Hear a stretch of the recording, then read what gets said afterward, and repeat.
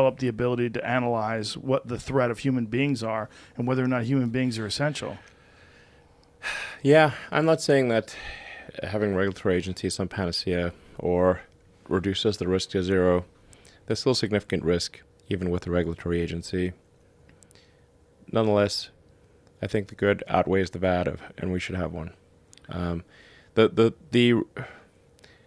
It took a while before there was an FAA. There were a lot of plane crashes, a lot of companies cutting corners. It took a while before there was an FDA.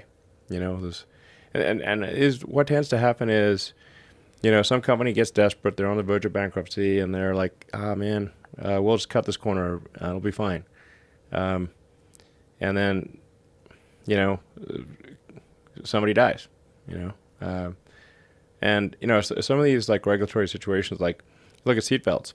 I mean, now we take seatbelts for granted. Man, the car companies poured seatbelts like there was no tomorrow. They try to... Really? Oh, yeah. They fought them? For decades. Like 15, 20 years.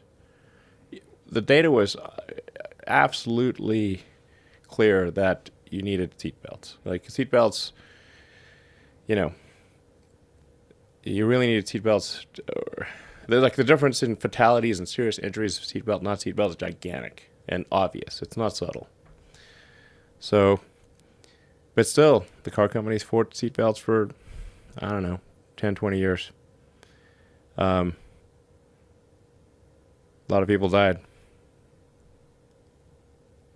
Now, these days, actually, with advanced airbags, I think we might have come full circle and no longer need seatbelts if you have advanced airbags. Really? Yeah. I think there's a strong argument for saying if you've got... What if the car flips? No, you're just covered in it's airbags everywhere.